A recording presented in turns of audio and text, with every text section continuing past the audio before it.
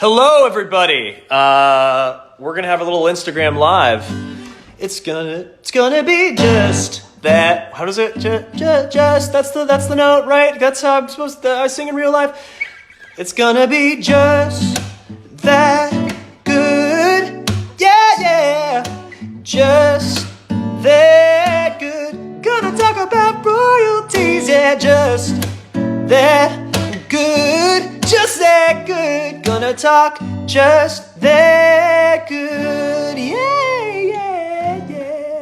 There we go. That's how we do it. Hi, everybody. Darren Criss here. Why are we here? I've done a few of these before. I've done some Instagram live things or some other things that I've worked on, and they were fraught with peril. I tended to screw up some things with connecting other people, but we're here to talk about Royalties. It's a show that I created with my friends that has been a long time coming about songwriters working their way through the music industry, and it features a ton of original music that I wrote all the songs for, along with a bunch of fun collaborators.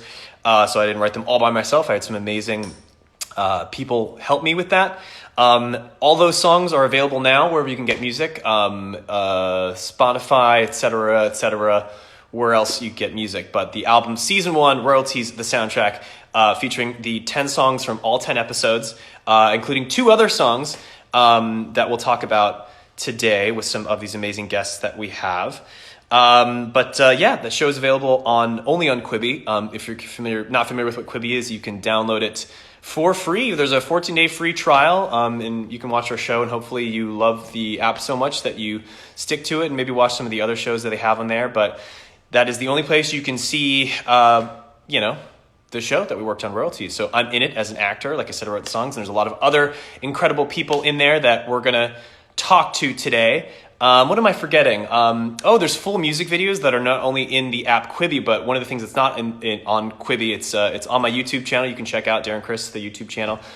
We have all 10 music videos with the lyrics attached. A lot of them won't make sense out of context, so if you want them to make sense, definitely check out the show. But we're here to celebrate that full album drop, and if you've watched the show, thank you for checking it out. And if you haven't, hopefully this might inspire you to check it out and familiarize yourself with not only the show, but some of the people that we're going to be talking to today. So the first person that I would like to introduce is my lovely co-star. She plays Sarah, the other half of the writing duo, Pierce and Sarah.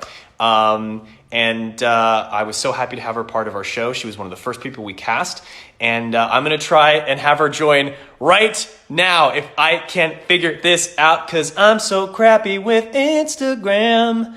Takes me forever to figure out. There she is. All right. The one, the only, Kether Donohue. Hi, Kether. I'm shocked how easy that was. I was ready to click on the button and be like my mom figuring out. Here we are. Next. Here we are. Hi. Look at them How bangs. are you? Your hair's a little different from in the show. I love it. I know. Like we talked about in our MTV interview, this is kind of like my homage to that receptionist in Don't Tell Mom the Babysitter's Dead. If you've never seen that movie, it's a classic. Yeah. Do yourself a favor, check it out. Kether is nailing the hair from it. Kether, when we cast you, we wanted to have you because obviously for your comedic chops and your musical background, and we've talked about this in other interviews about how, you and I both have imposter syndrome as far as our abilities as singers. Oh, it's sort of like Jessica, man, I'm seeing some friends. You're so good. You're seeing all the people saying hi. We see all your hearts. We see all the people that are waving. Darren, we wave back at you. I'm just going to be in a conversation with the No, it's okay. You should. Don't interrupt me with my conversation with them, please. Please. These fans are saying hi, and we're saying hi back to them. We got a lot of people, so I'm just barreling all through this. Yes, tell me. So I was going to say, was there any reluctance when I said, hey, it's going to be a music show? Fuck no. I mean, I was just, am I allowed to curse on here? Yeah, no, fuck yeah. I was just thrilled you were asking me to be a part of it. And, I'm a big believer of fake it till you make it. So I was like, which is what we do on the show, essentially. Oh, hi, Jackie. I can't wait to hear you sing. Okay, I'm going to fangirl out over here. I'm going to kick back and watch all these amazing people that you're about to have on. Can I ask you one question about Sarah? What was your favorite part about Sarah? Was it any lines, any wardrobe, any scenes? I'll tell you. I'll tell you what my favorite part was. It's that Sarah stands up for what she believes in.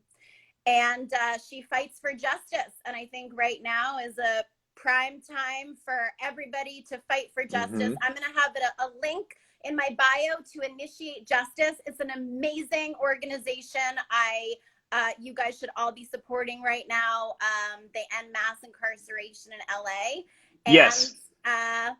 Kether, more on that later. We're gonna talk about this a bit later. We're just barely cracking the surface on that. As Kether said, this is a very important time that's much larger than things like that seem very silly and small as royalties. We're gonna get into that later. So we're just gonna say bye to Kether for now. But thank you for joining us. We will see you in a second. I love you. Wait. I just need to hear. Do you know the rest of the song? Na na na na na. This is the theme song. This is the theme song. Yeah. All right. We'll see you in a bit. Mwah. Bye. Bye. Okay. X out of there. I'm getting better and better at this, guys. The next guy is, I'm not really going to introduce him. I'm just going to go ahead and have him join because I'm running a little behind. If you're watching this and you're supposed to join on this, just know that I'm going to be a couple minutes behind because I like to chat with all the friends that we haven't seen in a bit. This next guy has been a friend, what's the word? Co-conspirator for many years. There he is, Mr. John Stamos, everybody. Hi, Darren. Hi, everybody. Hey, buddy. What are you playing? I was playing Jesse's Girl. I just try to. In what key? E, what key is it in? E? It can be in E. It can be in D. Oh yeah, D. It never works. I know, because it's a delay. I see you have your fingernails black because you're so obsessed with my character. Your character. Did you ask to have? So, if you guys don't know, John plays Elia Peck, who is sort of an evil adversary to Pierce and Sarah on Royalties. I envisioned him as kind of an evil Desmond Child. For those of you who don't know who Desmond Child is, he's a prolific songwriter, man about town,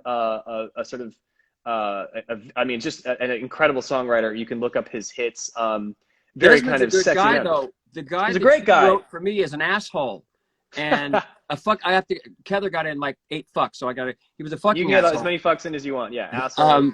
Yeah. So why did you think of me, Darren? Let me ask you that. Because I'm tired of seeing you be a nice guy. Okay. It's like let's let John be the skeezy asshole that he knows he is in real life. Yeah, exactly. Well, you got it. You know, I loved it. You. I love playing this character. Yeah, when I got there, I was like, "What? I need something." He wore a lot of makeup. Even the character, like, sort of wore a lot of makeup and eyeliner, and my hair was dark. But I thought I need something with because I wanted to use my fingers a lot. You know?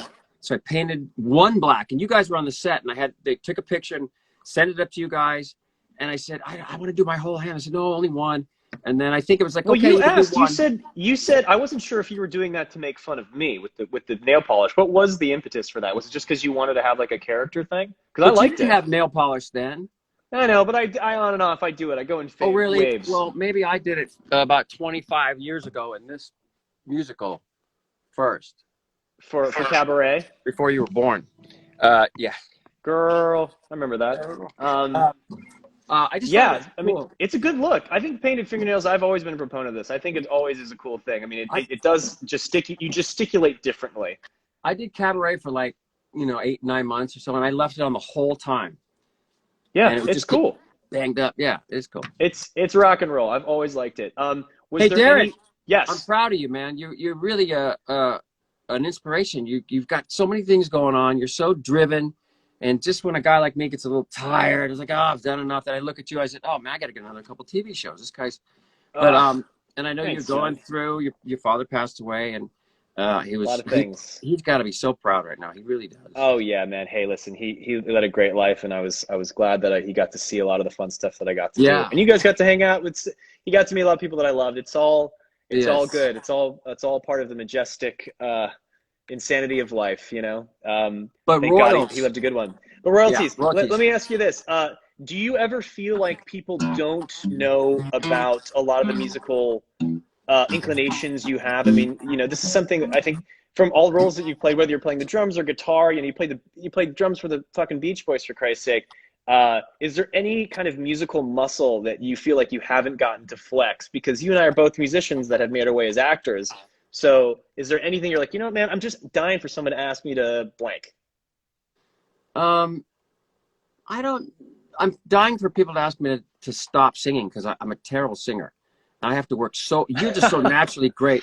I love theater and I love musical theater, but I'm awful, and I have to like. We have the same singing coach, Eric Vitro, and we just like But it takes me months and months and months to learn one song. I'm just awful. I hate it. But I think that's how every musician feels. I get it because I'm the same way. I've had to kind of fall into the singing thing. I'd always prefer to play an instrument than sing. Yeah. John, I love you. We only have a couple minutes. I'm sure we'll talk soon. Congratulations. You add so much to the show. Thank you, bud. And my favorite scene was that pickle scene with Kevin. That's a great scene. I love That's it, why. yeah. And I'll have fans know that scene was the character of Elliot Peck was written as the voice of Littlefinger from Game of Thrones, and so the fact that it's you, it makes it even just a weirder cocktail than I could have ever imagined. You bring so much to it. We love you, man. The show is really fun. Watch it. I mean, it goes all over the place. And I remember reading, going like, "How is he going to pull all this together?" But you did beautifully. It's really fun. I don't know to how watch. we did it, man. It's great. It's thanks to folks like you that were so good to me to do this. So, I love you, man. Love I will you. talk to you soon, bud. Okay, bye. Bye, everybody. So I was kind of alluding to this earlier. This show is something that the writing took a long time, and the thinking about it was gestating for a long time, but ultimately shooting it and putting it together was furious. Whoa, sorry guys.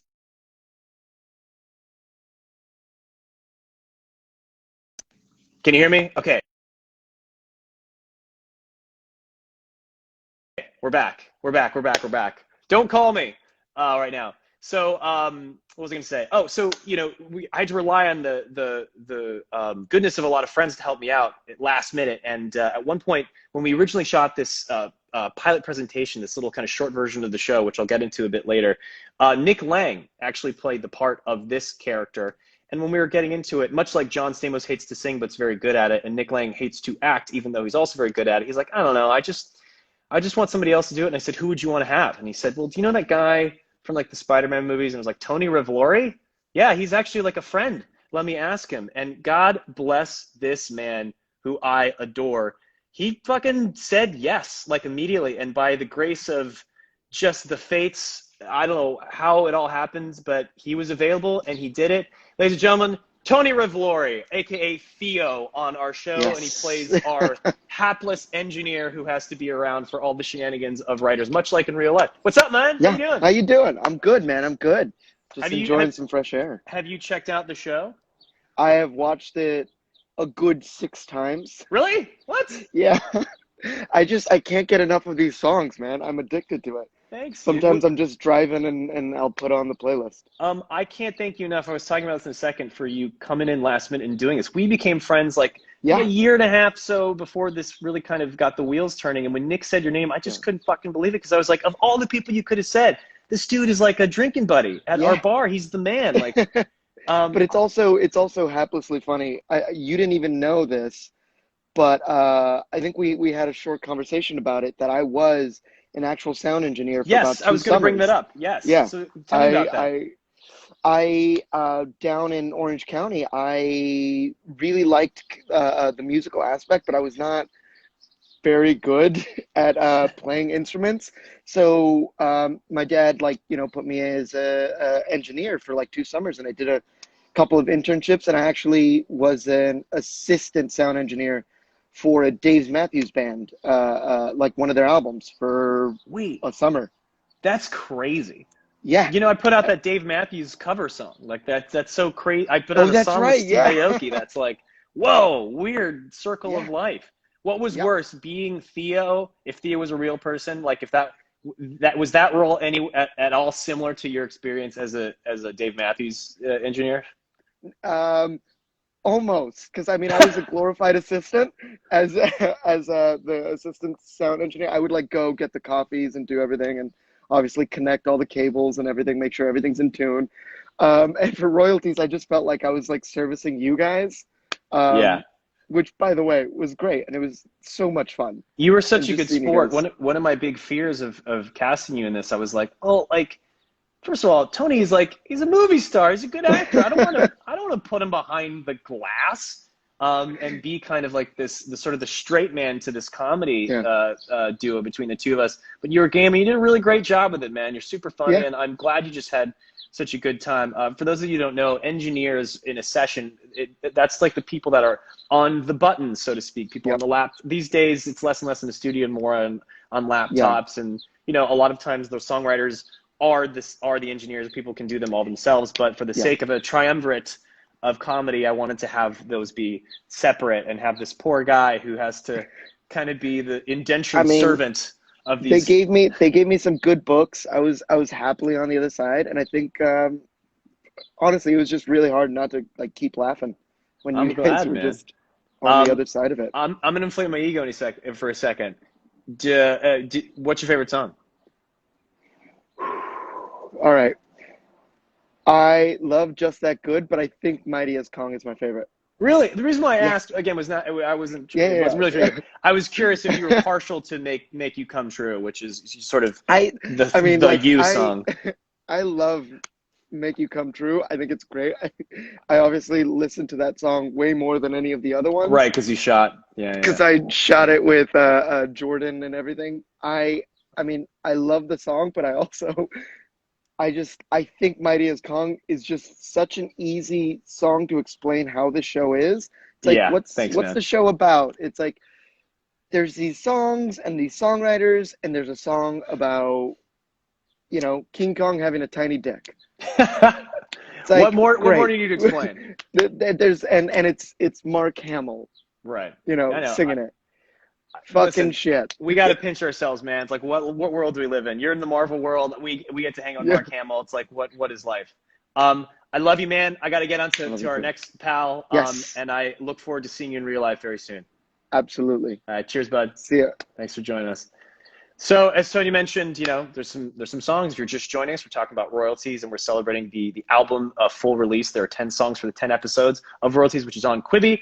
And the album now has 2 extra songs, including some of the songs we were just talking about. The song Make You Come True, which is sung by Jordan Fisher. We have Mighty as Kong, sung by Mark Hamill.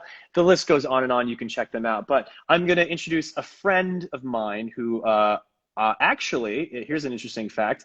We actually lived in the same room. Not at the same time, but nonetheless in the same house, because we have lots of LA family and history together. Please welcome the lovely, the wonderful young lady who plays Kendra, aka the manager of Pierce and Sarah, Georgia King, we're waiting to join us right now. But I'll just tell the story while we're waiting for her. I lived with one of my good friends, Jeff, for many years in Los Angeles. And when I moved out, as you know, if you have roommates, if you're like, hey, I'm going to move out, it's, you know, good practice to find a new roommate so they can keep the rent alive. And so when I met Georgia, she had just started on The New Normal, which is one of Ryan Murphy's shows. And so when I met her, we just got on like a house on fire. And she was looking for a place to live. And I was like, I've got a great idea. Do you want to take over my room? So she took over, and I missed the house. That was some good times. And Georgia and I have been buddies ever since. We're workout buddies as well. And it's not working, unfortunately, Georgia. I'm so sorry. But feel free to check out her stuff. It says Georgia McKee is unable to join. Blame the internet. Blame the craziness of 2020. That's a bummer. But she, like I said, she plays Kendra, our manager. She's so funny on that. And she's actually very British. She tends to play American roles all the time. And so I was like, can I please have you actually be your lovely British self with your lovely British accent? And she crushed it, and we love her. And I'm sorry that she can't join us, but I'm going to move right along because we're now back on schedule. I'm going to have another friend of mine from the days of yore. A man that I'm not really going to make any introductions. I'm just going to have him show up if I can get his name to show up in my dang thing. Hold on a sec. Go live with, it rhymes with Shmevin Shmemail. If he can join here. Why are these always happening? Okay, Kevin, I've totally false alarm. I'm going to get Georgia to join. All right, one more time, just in case anybody hasn't dropped off. I always love seeing the numbers drop, and they're like, it's not working, not interested. We're going to try it, Georgia, just this one more. There she is. Oh, my God. Hello, darling. Hello. Turns out I'm a grandma when it comes to technology. Are you kidding me? I have to have like 80,000 people explain to me how to use stuff. Like when people say stuff, have you seen this thing Instagram? I have to ask Mia, be like, how do I look this up? And she has to show me because I'm the fucking worst with Instagram. Unbelievable. I like know what I want to post and I have people help me post it. So no worries. You look beautiful. Oh, thanks, darling. I'm so happy to see you. It's so wonderful to listen to everyone talk about the show. Congratulations. Yeah, I'm going to go ahead and say I was rooting for you to do this forever. I always wanted you to be in this show because I adore you and you're a wonderful comedian of sorts. Again, nobody wants you to be British. And it pisses me off. What is with that?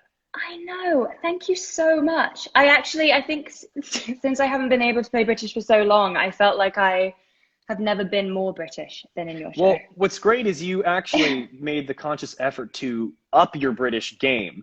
There's some really goofy British improvs that we had to like go through. One that I've been saying constantly is this isn't even a Britishism. You just say it so Britishly that it seems like it. Where you said, "Gets to work with you, lucky sausage." Lucky sausage. Yeah. I was like, I could feel the Queen like high-fiving me with that line. My mom and everyone in England hearing. So I was telling everybody that, we lived in that same room, that beautiful little spot in Los Feliz, Los Angeles, with our mutual, very good buddy, Jeff Jernigan. Yeah. Shout out to Jeffy. Hi, Jeff. I just heard some news. So you are also you are a creative of sorts. You've always been walking me through things that you're writing, working on, and directing. I heard that there is a directing gig in your horizon. Is that something you're allowed to talk about? Yes, desperately. After months of quarantine. Yeah, I never planned on acting. I always wanted to be a director.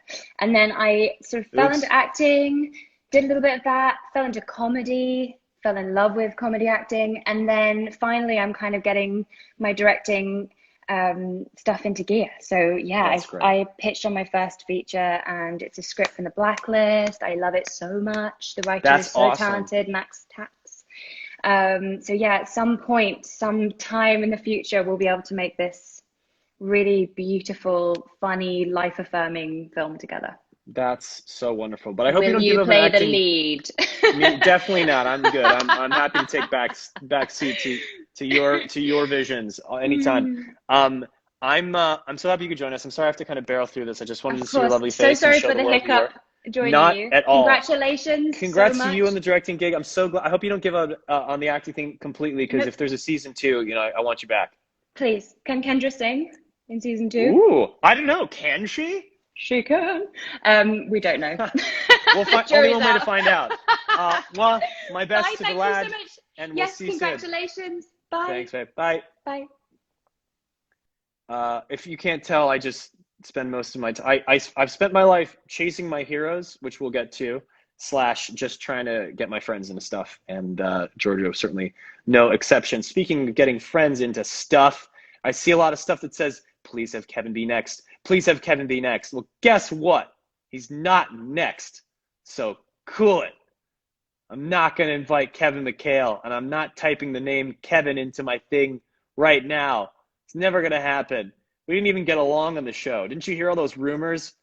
Kevin and I fucking hated each other. Yeah, that's right. Damn it. Well, I guess we really did because the internet is not wanting me to invite Kevin. But Kevin, much like a lot of my friends who really kind of came in a pinch to do this, was such an angel. I can't believe that he said yes. Kevin, I don't see you, baby girl. I don't know where you is, man. I'm just not winning at this. Kevin, if you're watching, buddy, I'm going to skip to the other dude because I don't know where he at. So I'm going to skip to another homie of mine whose very name inspires music. Ladies and gentlemen, my very good friend, Chord Overstreet will be joining us, a.k.a. the lead singer of your favorite butt rock band, Switchback Jacket. There he is. What's up, dude? What's going on, brother? You look like such a goddamn rock star. I woke up like this. I have a feeling you've been sleeping in that for days. No, I just put it on. What's going on, man? Dude, I'm just, pushing product, trying to show people how wonderful and talented my friends are. I have to tell everybody who I've been kind of saying this earlier, and now Chord's gone. For a lot of the show, because we had to do it so fast and furious, I had to rely on the goodwill and just up for itness of my good friends, and Chord and Kevin were like, sure, I'll do it. And you guys are fucking hilarious. Did you get a chance to see it? Did you watch it? Yeah, it finally worked for me. Yeah, did it work? Yeah, the link for some reason wouldn't work, and then I switched phones and it worked. So I don't know, but it's probably an update thing. But yeah, dude, it's so funny, so fun. What did you think of your look? Were you happy with the way it turned out? Yeah, I mean, I look ridiculous. I look like kind of like a mix between like Scott Stapp and Eddie Vedder. Yeah, it's like a 30 seconds to Vedder Scott Stapp. Yes, that's exactly what it is. It was kind of like a butt rock, new rock, all-in-one cocktail. I kind of wanted to make it all those things. You were fucking great, man. One of my favorite things is a shot of you doing the Running Man by yourself. Oh my gosh, yes. Was that one of the drone shots? Yeah, it was one of the drone shots. And what people don't know is that was the very last day of shooting. You guys were covered in black and leather and denim and guy liner and this wig, and it was like 100 degrees. It was so hot. It was. Yeah. And then afterwards, I think we didn't we all go out for a drink afterwards? I'm sure we fucking did. It After was being definitely in the necessary. sun all day? Yeah, it was the last day of shooting. It was like a big celebration. And you also, like, when I say 100 degrees, I'm not even like being idiomatic. I think it was quite literally 99 to 100 degrees. Oh yeah, it was hot. You guys just fucking crushed it. And a little factoid here. You guys came in so last minute that we didn't have time to record your vocals beforehand. That's so right. The guys were both lip syncing to my vocal, which was a scratch vocal. And so by the time we had Chord and Kevin record it, they had already lip synced to mine. And so when I was in the edit room, you did such a good job of doing my thing that I was like, shit, which one should we use? Because the sync was better on my vocals. It's weird to think. It's weird because when you're syncing something up to a sound and then you sing it without any video footage, right? I mean, there's no way you could really match that. Yeah, but just so people know, there's versions. It's floating around. Maybe we'll release it one day as an extra thing. We have Chord's vocals, we have Kevin's vocals, I definitely did like two different takes. I was like, all right, I'm gonna do like more of like a kind of a Creed. Oh, it was hilarious. It just didn't sync. So anyway, I asked both of them. You guys were like, whichever one's funnier. So it's my vocal. And actually, just as an insider thing, it's kind of hilarious that like the two of you guys are lip syncing me doing a character voice. I think it makes it funnier. Yeah, I think it's way funnier. It's funny. That could have. I'm trying to think in what world on Glee could that have been a number, and I was like, I don't think it could have. So I'm really glad that we did it. We never did any Nickelback songs on Glee. You know what? We could have. I don't remember. You know what? I don't think we did. I think that's like the one genre we never touched. Yeah, butt rock. Something about that. I don't know. Like, and that's kind of like an unfair term. I know that's like a loving, silly term we give that genre of music. I'm like, listen, I'm here for never made it as a wise man. I mean, like, you can't look me in the eye and tell me that's a bad song. Like, I'm just sorry. Yeah, those guys kick ass. Also, they're laughing all the way to the bank. They're still one of the biggest bands in the world. Everybody makes fun of them. Yeah, it's like, come on, like, give them a break. People enjoy what they enjoy. I love you, dude. I want to get Kevin on here, and hopefully I'll see you around very soon. People should know you have a song that there's like a remix of it, right? There was I just had a song come out, a remix come out Friday. Yeah, by McKee, right? What You Need. Great song. Yeah. If people want to hear not my voice with Chord's mouth moving, but his actual beautiful voice, because Chord himself is also an incredible songwriter. The show is about songwriters. Comes from a songwriting family. Chord is a songwriter that I've always loved and admired, and that's something that I think maybe not a lot of people realize. But definitely check out his music. He's always been so good, and I just listened to the song this morning. It's awesome. A nice summer jam. I love you, buddy. I'll see you soon. Thank you so much. All right, have a good one. You too, buddy. All right. I'm not sure if I get to have Kevin join here because I see my buddy Rufus Wainwright is waiting here, and so I don't know. What should we do? Should we have Kevin next or Rufus? So Rufus, if you're here, we just got pushed back as things happen. If you don't mind waiting 5 minutes, I'm going to talk to Mr. Kevin McHale because we've had some technical difficulties, and we want to make sure that we can have everybody see all the folks that have been involved in this thing. But for some reason, McHale, I don't know what your thing is, man. It's like you don't show up. I guess I need some help here. This is so unsexy when I have to stop all this stuff like this. Kevin, baby, I don't know where you're at. Doesn't seem to come up on my Instagram. No, no, no, no. So unfortunately, Kev, I don't know what's going on. I'm going to introduce somebody who has been a longtime hero and inspiration of mine, who I'm very lucky now to call a friend and a collaborator and co-collaborator and co-conspirator. He plays a wacky character by the name of Jacob Jewell, a music icon of sorts. We kind of based him on Wayne Coyne from the Flaming Lips. We'll get more into that right now with none other than the wonderful Rufus Wainwright, one of my favorite artists in the whole wide world. Rufus, where are you at? Hey, man. I'm here. Hey, pal. Thanks for waiting around. Having me. So I'm just going to talk really quickly about the background of this. We really wanted you to be part of this show, but because of just how fast and furious things were, things got moved around. And next thing you know, within 24 hours of you saying yes to this thing, you show up on set with this wacky wig that you were totally game for, and I will forever be in your debt for this. And because we had to move some shooting things around, we ended up shooting that video on a green screen in a fucking kitchen, which was just the most scrappy sort of fuck it, let's just do it thing that I was so embarrassed by, because I get Rufus Wainwright to come and do a thing for me, and I give him like the sideshow version of it. So that was so kind of you to do it. I hope you had fun, and you sound so beautiful on the track. And thank you. Have you gotten a chance to watch the show? Are you happy with it? I saw it, and I was actually pretty funny, which you were. I'm quite insecure about, which probably makes me even funnier. I think it does, because I actually get crushed if I think I fail. So because comedy's all about being crushed, right? Sort of. Yeah, it is. It kind of is. It's self-effacing. For those of you that don't know, aren't familiar with Rufus's music, Rufus comes from a very esteemed lineage of wonderful folk singer-songwriters, both Canadian and American, and Rufus himself has always put out really beautiful music that kind of spans from all kinds of inspirations, and has always been a big inspiration for me. Rufus, you've been doing a whole lot of music during the quarantine, and I wish I could say I made this up, but I didn't. I hate you for it. Is your quarantunes at your piano at home. I've loved that, so I encourage people to check that out. But you also have an album coming up that I was lucky enough to get a sneak peek at, which I love. Thank you. And can you tell people about this little thing you have?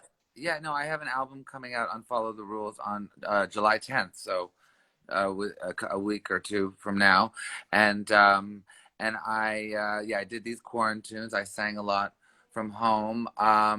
And it was funny because I was thinking about the show that we did, your show, and some of your other guests you were talking about like what they looked like or who they were, and I was, of course, I'm Jacob Jewell, right? That's his name. Yes, that's his. Yeah, but I was thinking like who was he, or what how would one describe him? And I was thinking like he's kind of like a cross between Howard Stern and Joan Crawford. So, yeah. So it was, thank you for allowing me to put those two together. Yeah, I don't think I ever really would have. I mean, that was the whole point of the show. And I mentioned Wayne Coyne earlier from the Flaming Lips. So the three of them together, and that's a cocktail party I would love to see unfold. You also have something that I got to take a look at, which I love, because I went to a couple of your concerts before the quarantine where you did a couple great you were doing covers of great songwriters, and there's a wonderful rendition you did that I was so glad to see on this. I'm sorry if this is a spoiler. You did a at the Paramore Manor house mansion in LA, and this is a concert that you did during quarantine where everyone's social distant and everything with masks. And you open by singing a wonderful Jerry Herman song called Dear World. If it's a song, because the show is about songwriters, Jerry Herman being one of the greats, obviously, I encourage all of you to check out that song. Recently passed, Jerry. Recently passed away, amazing legacy. Do you want to talk, when does that come out? When is that? Yeah, well, I mean, we did the live stream from the Paramore, and the response was so fantastic that I think we're going to do more with those recordings, but it will be aired again on RTA, which is a European channel, and also on All Arts on PBS. So it's going to be around. And I will say, with that song "Dear World," I mean, my dad, Loudon Wainwright, he always gives me a little bit of grief when he really likes people to be credited, for their work, and I get that. It's important. But I opened the show, the Paramore show, with that song, and my dad wrote me back and said, "That's an amazing song you wrote." Dear Just say World. thanks, Dad. No, yeah, I wish. I fucking wish I wrote that song. Yeah, Jesus. I wish I'd written that song. He was like, "That's a keeper, Rufus." I'm like, I know. I had guilt about you not writing any songs for this show. Maybe second season if that happens. Yes. We got to move on, man. But Yes. lots of love. Thank you for being here. Congratulations. Thanks so much, man. We'll talk soon. Okay, bye. All right. See you, man. Bye. All right. I know my friend Bonnie, who I have lots to say about Bonnie. There's like not enough time to talk to all these people. We might go a little over. Bonnie, if you're with us, I have to try one more time to get my buddy Kevin McHale. And if third's not the charm, then I guess it's not going to work. So I'm just going to keep my fingers crossed that this works, because I wanted to talk to Kevin about a few things. Yes! Oh, wait, it didn't work. Sorry. What? Hey, excuse me, sir. Do you know who Kevin McHale is? I'm trying No, to reach... never met her. Oh, yeah, she's off somewhere. But I have the phone, so this do. is what you're getting. Look at you. Look at that hair. I'm a mess. I'm a mess. No, you just look really cool. You look good. The hair thing. Look at this. You just look like a hip guy that I'm like. I would buy gear off you. I'd buy music gear off you. Well, I have some. You want any?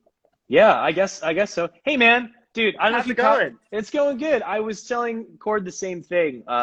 You guys really helped me out in such a pinch, and you were so fucking funny. I hope you're as happy with it as I am. Did you get a chance to check it out? I mean, like, I don't know necessarily what your intentions were with setting out to do this show, but getting to do, I mean, we got to do it on Glee for 8 billion years, but like getting to do crazy shit like that with your friends, especially in your position where you get fucking like Rufus Wainwright, like what? Yeah, I know.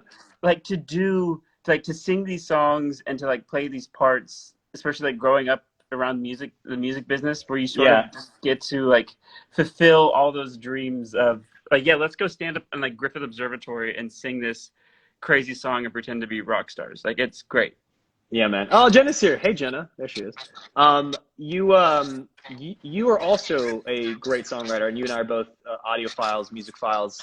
And I really wanted to have you in Chord specifically for this, because and a lot of people from the Glee class are write music and are very adept in the songwriting world.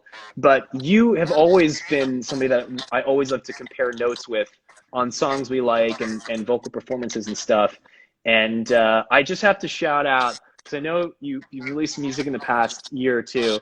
James Dean is a really fucking good song. It does not have the amount of streams as it should.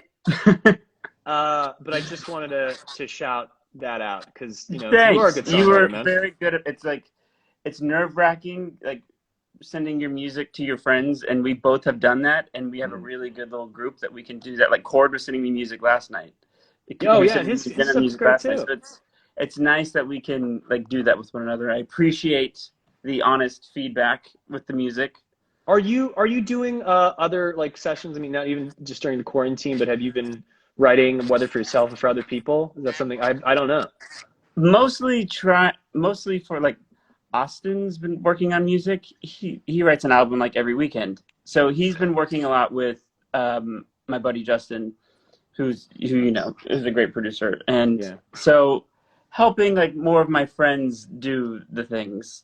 Yeah, which you have always done. You helped me. And you also, like I was telling a story about how your vocals on it were so good. You were like almost too good with those like, and they're perfectly tailored. Like you had the whole mid-2000s like snarl. I mean, that's what we grew up with, I know, anything that went like this.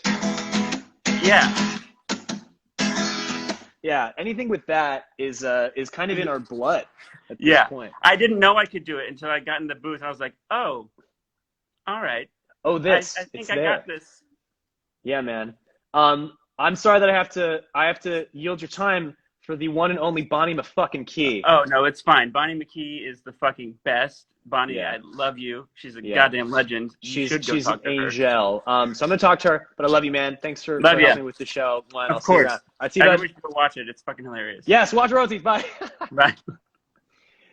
Just in case you're joining us, we are talking about the album drop of Royalties because it is a musical show on Quibi, and there's songs of varying genres, but it's about songwriters. And before we made this thing a real show with Quibi, I consulted somebody who I've been a very big, long-time fan of, somebody I've admired as a songwriter forever.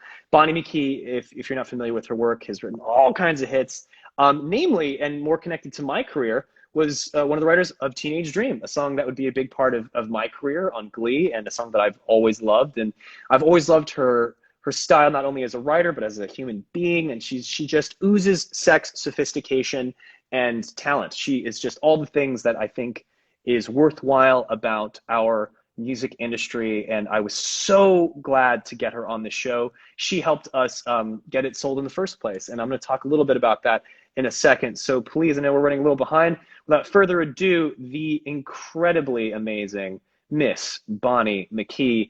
Join us, Bonnie. You are so rad. There, look at you. Hi. Hashtag no filter. That's just what you look like. Oh, thank you. Well, I woke up like this too. So there is so much to talk about with you that I'm going to just motor mouth because I want you to talk. But I want people to know that when we started this thing out, because you have such an amazing story of your own in the music world, which is a very different tale. We ended up making this show very, very silly and a very goofy, separate thing. But we wrote a song together, actually, for the pilot presentation, which I guess you can explain to people as like a sizzle reel. And we wrote this song for Chrissy Teigen. And it was called, do you remember what the song was called? I remember it's okay if you don't.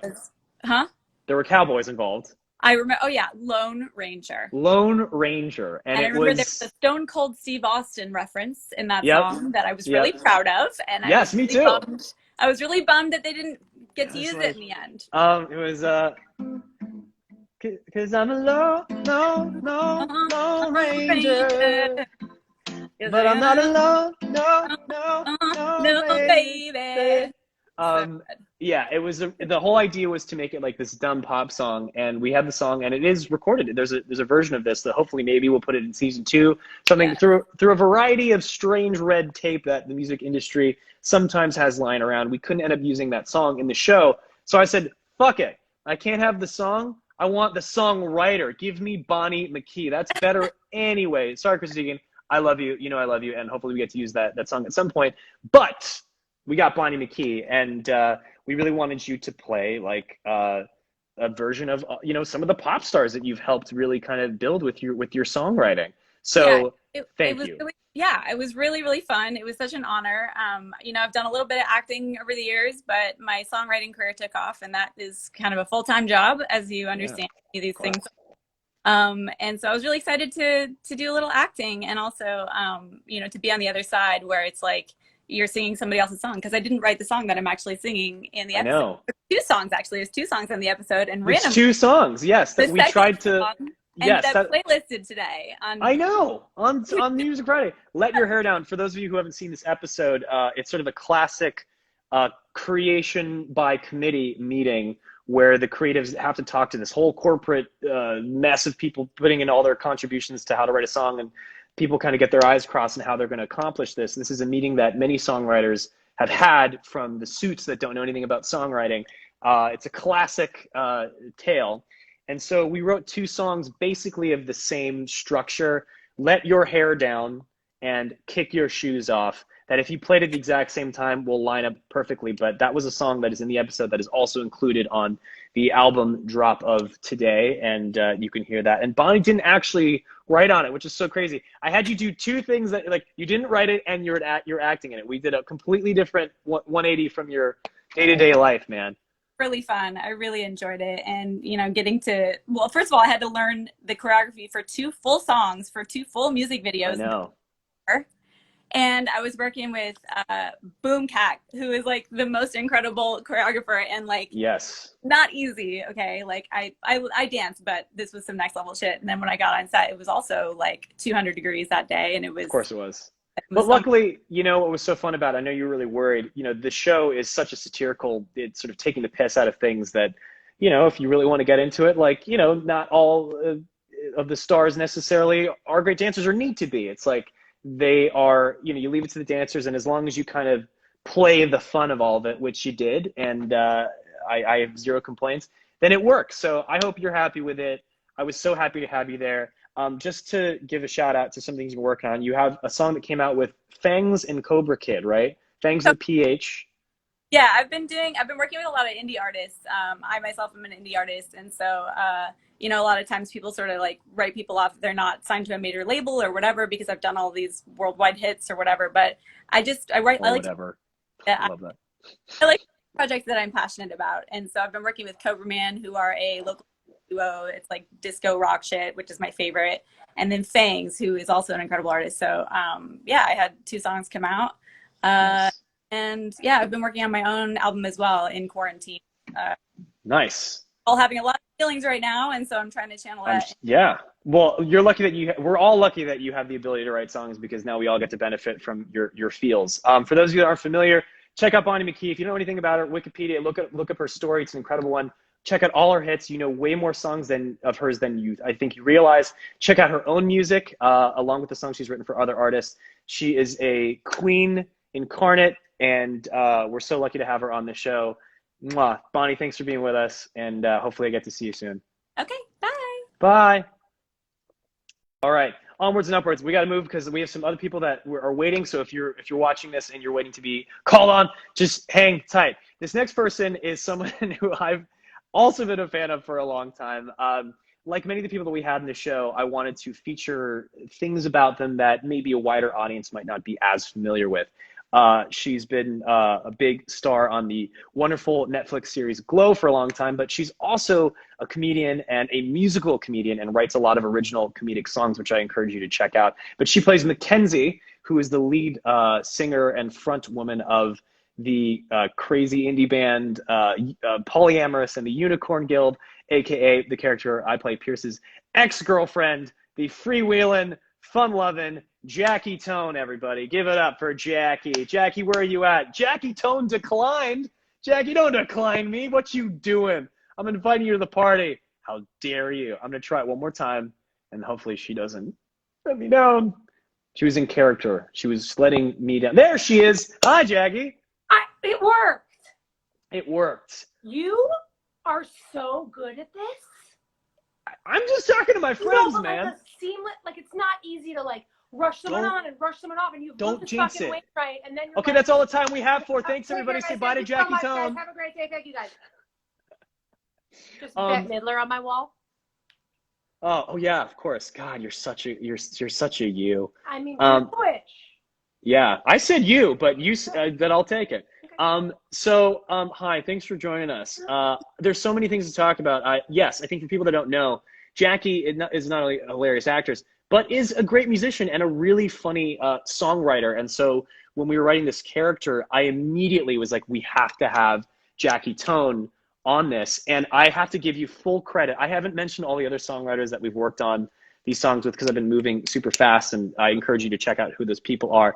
But you came in on this session for the song, and most of the time I would come in pretty hard with an idea, right?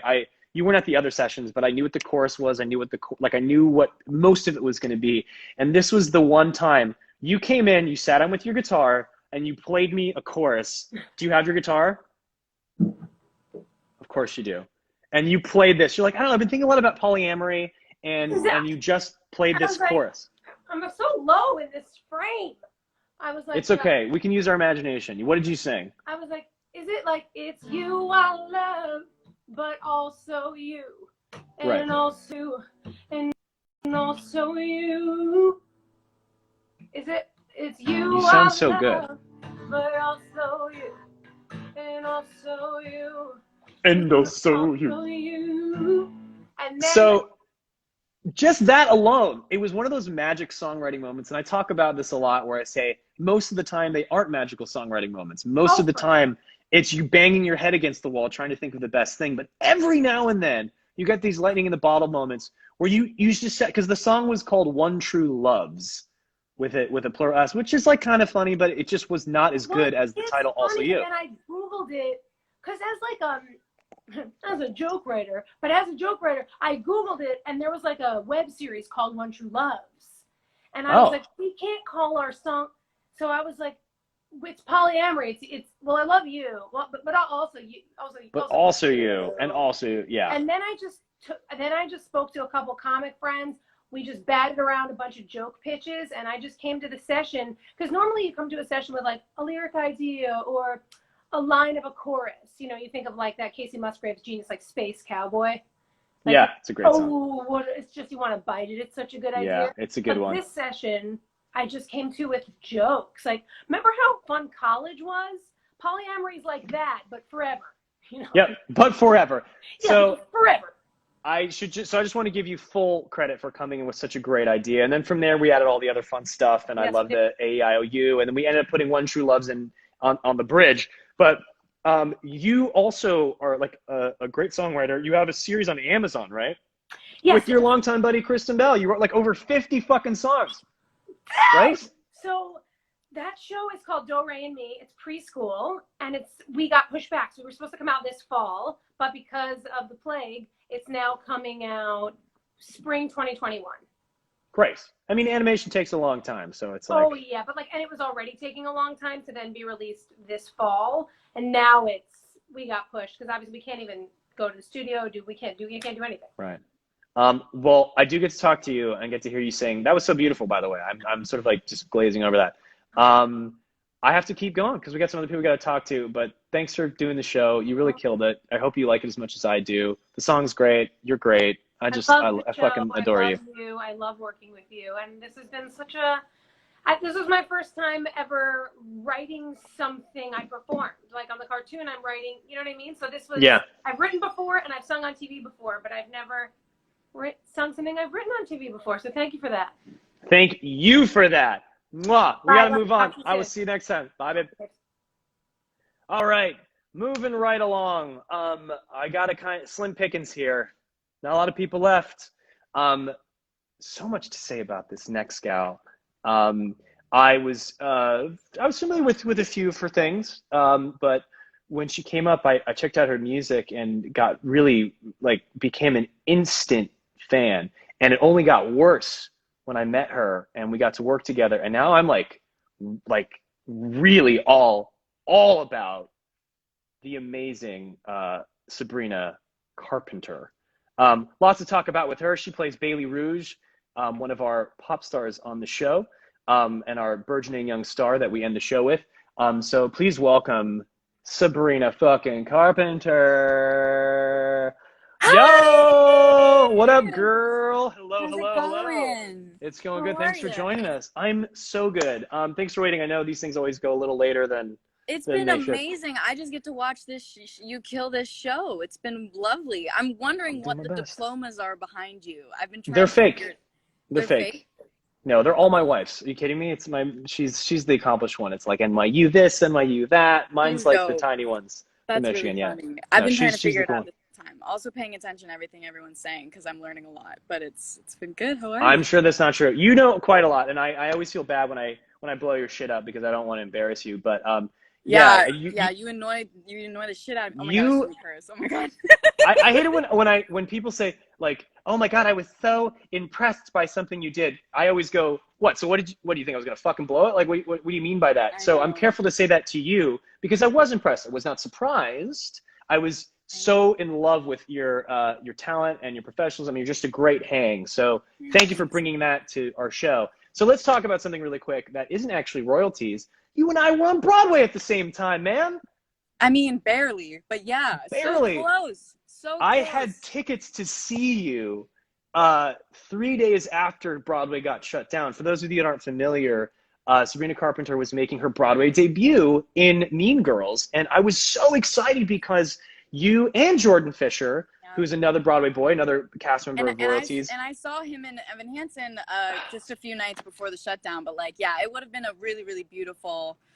It would have been. We all could have gotten our drinks after our show, talking war stories. But you did get to open it. That's the thing. A lot of people didn't get to do. So tell me about that. Was it everything you dreamed of? Was it amazing? Was it scary? It actually was all of those things you just said. It was literally everything that I dreamed of. I've never felt like a combination of so many feelings at one time. And I guess, you know, for something that I've dreamed of for so long, I didn't expect to do it at this point in my life. So it was something that kind of came out of nowhere. The opportunity came at a time where I really, really needed to step outside of my comfort zone in a lot of ways. And that's exactly what I got to do. And we rehearsed for 2 months, and hopefully we'll get to go back at some point. But I mean, yeah, I want to see you too. I feel like I mean, it's all about that hang, man. The New York hang after a show. And you're 21 now. We can go get a drink and talk stuff. It's actually like the universe did that on purpose because it knew that I wasn't going to be 21 yet, and that it would have been the best fun. So, oh man. Well, I will say, you know, it's not even about the drinks at that point. It's just about the hang. You know, because when you have friends that can't go into, it just you know, shooting the shit and talking about what happened to you on stage tonight. It's the war stories. It's such a great community. I'm so glad. I think I was always worried about is like the scheduling, because like Mondays are only days off, and then we all only have like the same day off, or is that the same all around? I'm still being for the most part. Some shows are different, but for the most part, except on Wednesdays and Saturdays, you sleep in all goddamn day and Sunday, which is super nice. So I'm so glad you got to do it. I'm glad you had fun. Thank you for bringing a Bailey to life. You know, what's funny is, you know, we kind of make fun of, you know, just so there's no mistaking out there for any fans out there, you know, Bailey is nothing like Sabrina. Nothing. Well, I mean, like she's kind of like this plasticine kind of like I'll insert her phone. That is not you at all. The parts of me that my mom like kind of calls out when I'm being bratty, and that was Bailey. Like she was just like all those moments when I'm feeling a little fresher than usual. It's so funny though. Like I give you so much. I mean, obviously I give you credit for like 1,000 things, but especially just even getting the privilege to work with you on set, and you being there from like everything from my fitting to behind the camera for every single take, and then in the studio when we recorded the song. Like everything was just so wonderful, and to get to experience it with you was such a joy. So I'm glad you say that, because I feel like a micromanaging stage mom where I'm like, God, I hope I'm not just like freaking these people out. So it's kind of you to say. You care. It's the best thing in the world. Dude, it was my baby, and you brought her to life, and it's so beautiful. I love how Perfect Song's one of my favorites. I kind of there's just enough elegance to it that you really just knocked out of the park, and getting to work on your vocal was so much fun because you can fucking sing, girl. You can sing your ass off. Thank you. And it was such a pleasure. I'm so glad that we get to know each other, and I hope that we get to see each other in person very soon. I thank you so much for being part of our show. We're gonna have a great hang soon. Thank you so much. Everybody watch Royalties. Check out Royalties. The song and Sabrina's song, Perfect Song, is part of the album that comes out today, season 1, the official soundtrack. Check it out because she's amazing on it. We'll see you very soon. Mwah. Thank you for joining us. Bye, Darren. See ya. I also failed to mention, because I'm just so excited talking with her. Incidentally, she's in a Netflix project with Jordan, and it's all like a big soup together.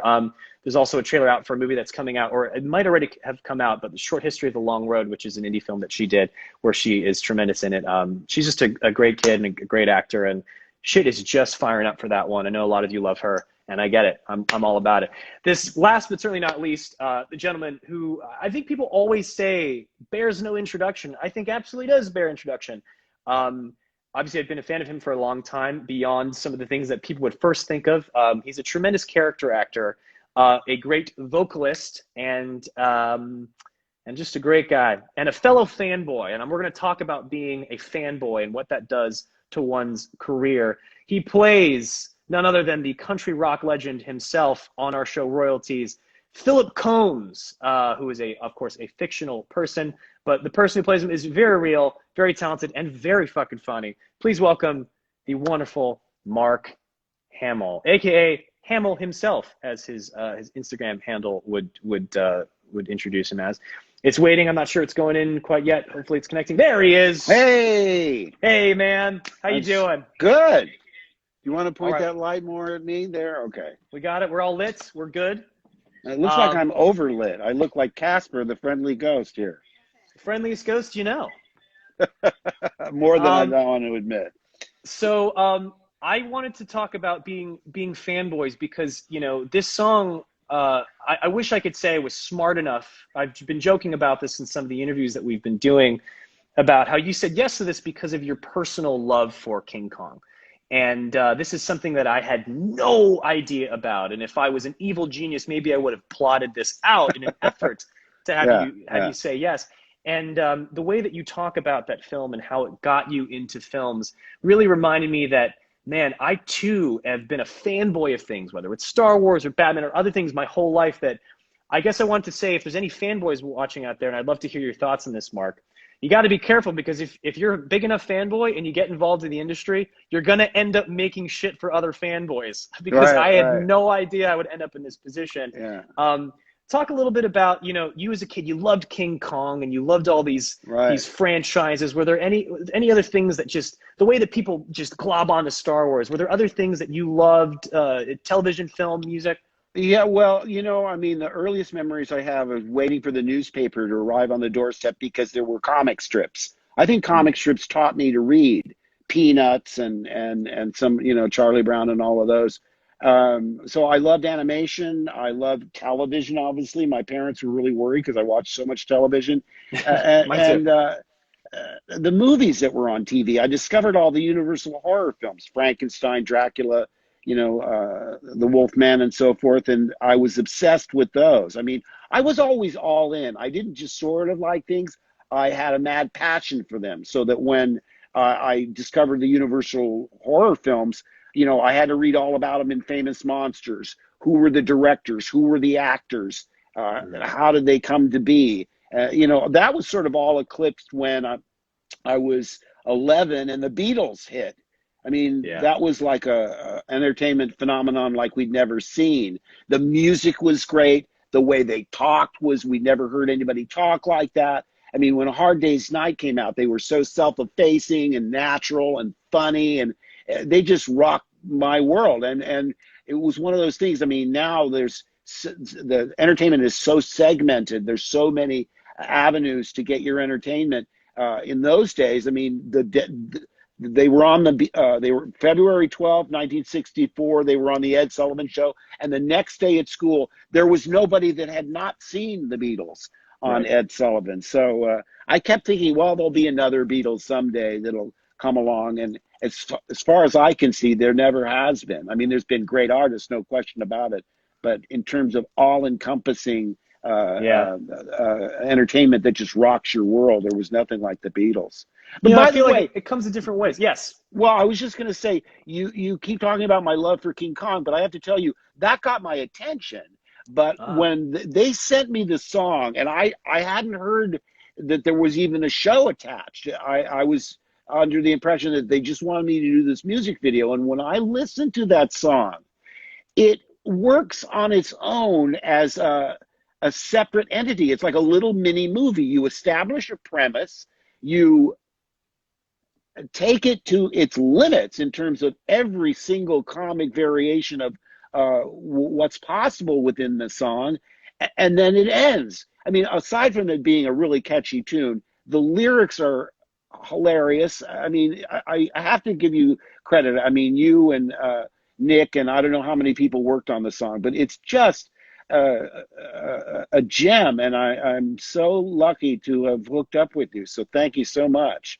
Thanks, I mean, man. you're insanely talented. I have to tell you, because I've been, you know, when I met you at the Tony Awards, it was my daughter that was really excited. She goes, "Oh, you know, that was Darren Criss from Glee." Now, see, I'm slow on the upkeep. I hadn't seen Glee at that point. Now that I'm sort of coming up to speed on you, and I saw you in Hollywood, and I'm learning about all your credits, so it was a stroke of good fortune that I hooked up with you, Darren. That's very kind of you, Mark. Something that I love telling people is, when people always associate singing as a different muscle from using your voice or being able to do voices, Right. and I know you were hesitant about doing the singing in the booth, but one of my sort of greatest recent privileges in my career was vocal producing you and getting to, and I think at one point you didn't notice this, but you know how like fanboys always get, freaked out about themselves when they say stuff. I think at one point I said, use your instincts or trust your instincts. And I meant that without any shred of irony. And after it left my mouth, I went, fuck, did I just say that? No. Well, I was trying to avoid it. You're such a good actor. You acted completely professionally and very cool. And I would have not realized that you were trying to suppress an inner fanboy. And by the way, I was really impressed that Tony Revolori mentioned that Kong was one of his favorite songs, and that means a lot because now my goal is to binge watch the whole show. Please do. I mean, because I sort of was focused on my thing, but now I want to hear the whole album.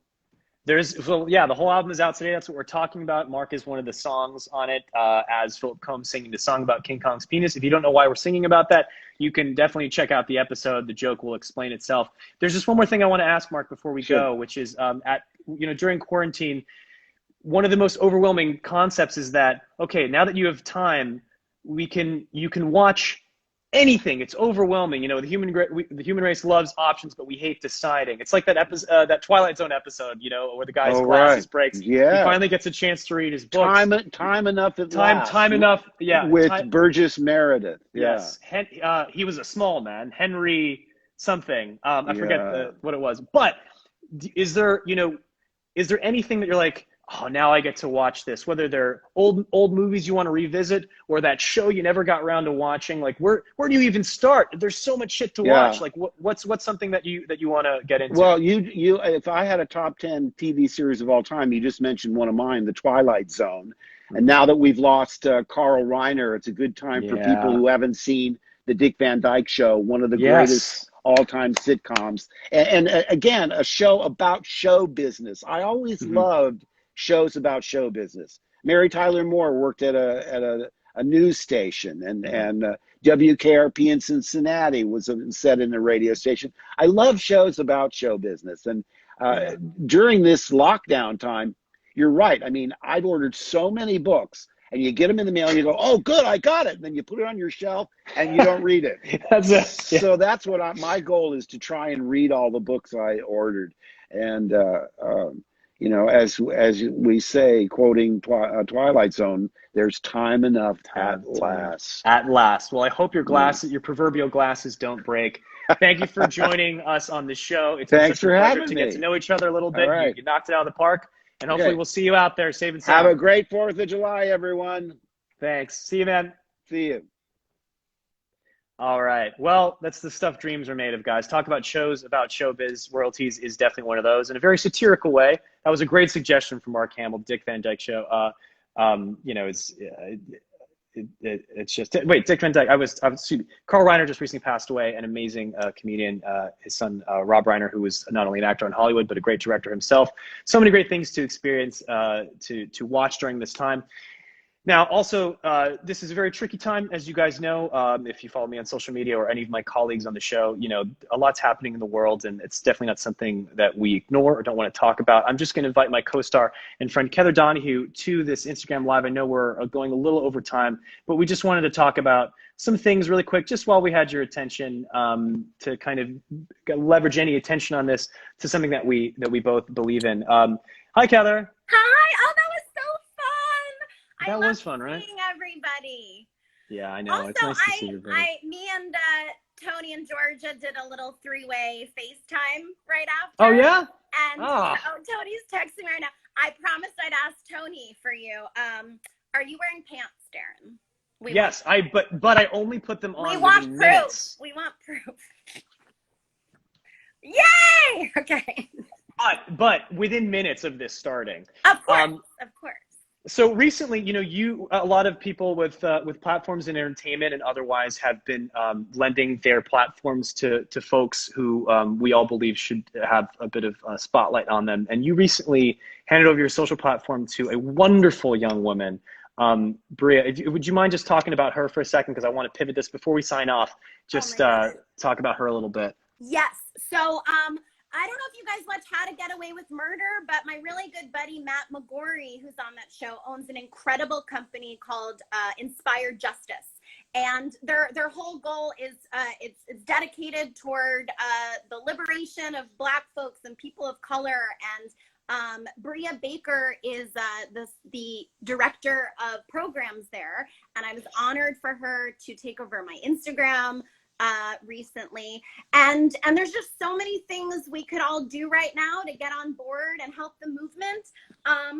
Something you could do right now, there's a link in my bio for Initiate Justice. It's a wonderful organization dedicated toward ending mass incarceration in LA.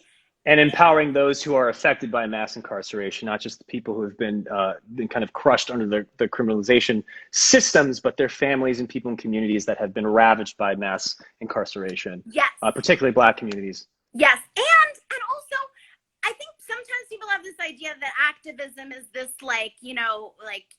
it could be fun. So for example, something Bria encouraged me to talk about is another amazing thing we could all do right now is support Black-owned businesses. Mm-hmm. And yep. so does anyone like coffee? Do you like body scrub?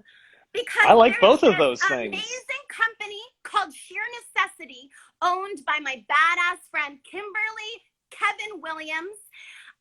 Sheer Necessity, I think she's on. Kimberly, put the link in the comments. I purchased 10 of these. The first 10 people to go into her DMs will get a free scrub. And I am confident that when you use it, you will be a returning customer and you're going to love it so much. You're going to post about it, tag me, tag Darren, tag Kimberly. Just what I'll just say about it is because I love Shark Tank. It's my favorite show. One of my favorite things is when there's a company where someone's not trying to make a business, the business just organically happens. Kimberly was not trying to make a business. She literally had to make it out of sheer necessity, which is the name of it. After her pregnancy, she had stretch marks. She developed eczema. She had all these skin issues. And so her grandma gave her this recipe with coffee beans and essential oils. She put it together, put it all over her body. And all of her skin issues were going away. And at the gym, in the steam room, every week, all the women in the steam room would come in and be like, oh my God, Kimberly, your skin is healed, it's glowing. Can you make me this scrub? So she just started making this scrub for people at the gym. And their skin issues were going away. And then next thing you know, she has this amazing business. And 30% of all of her profits go toward another charity that is also dedicated toward helping Black communities. So awesome. It's just awesome. You know, that is fun. That is fun and sexy. So for those, there's a lot of things. There's a lot of places where you go, I want to help. I'm at home. I can't go out to protests, or I'm too young, or I'm immunocompromised. There's these things where you can't leave. It's a very scary thing. What can I do? Whether if you're a white person or any person who feels like maybe helpless, there's only so much you can do. So I'm not here to ask people to necessarily open your wallets, because maybe people are unemployed right now. It's a very difficult time and there's a sense of helplessness. So I would say stay informed, stay listening to the correct voices, support Black-owned businesses, keep an eye out for what's happening in the world. And because we want to give a shout out, I think the link is in my bio. If it's not, it will be shortly. I'm so bad with Instagram. The link will be in the bio for Initiate Justice, which again, per Bria's recommendation. There's so many organizations that are doing such great work. And so just as a small contribution of my own, I think on behalf of the Royalties family, I will be donating $5,000 to Initiate Justice on our behalf. So because I know for a lot of you guys, it's kind of a tough time to be just giving money away. So there are other ways to give your time, give your thoughts, give your energy, and make sure that you can stay involved, stay active, use your voice. And yes, Royalties, the soundtrack came out. It's Darren, on Quibi. It's very funny. Thank you. It's my absolute pleasure. It's like the least I can do. There's so much that we can do at this time. So as artists, there's this weird thing of like, what do we do? Do we put out art? Do we make people laugh? Is it appropriate? The way that progression works is we do have to march on. And while I'm not using it as an excuse to be like, yeah, fine, let's put out this thing that might be tone deaf, we're a small part of keeping our fists up and keeping people engaged in positivity.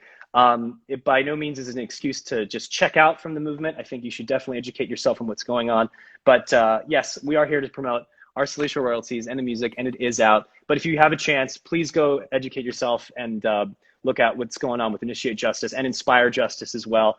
And you know, stay part of the world. You know, it's all part of. They're not separate. It's all connected. Woo! And some sheer necessity. Anyway, thank you guys for joining us, Kether. Thank you for joining us. Do check out the show if you haven't already on Quibi. Royalties. All 10 episodes are available if you do a 14-day free trial. The album is out. We're really proud of it. It's really fun. Kether sings on it. I sing on it. There's a lot of fun things to celebrate. And go look out for your brothers and sisters out there. We love you. Take care of each other. And stay safe, everybody. Bye, thanks for the support, everybody. Bye. Stay safe. Bye. Thanks again, everybody. So that was the Insta. Yeah. I didn't even do that right. So that was the Insta. That was the Insta. Yeah. That's all I got, guys. Thanks for joining me. If you've been here this whole time, I know there's a lot of you and a lot of people talking that you might not be familiar with. I tend to ramble on because I get excited about all these people and about these things happening in the world. I hope you enjoy what we've put out. And like I said, be good to each other. Look out for each other. And I'm sending you all the love and warmth from my home to yours. Stay safe, stay aware, and stay positive, guys. We'll see you next time, all right?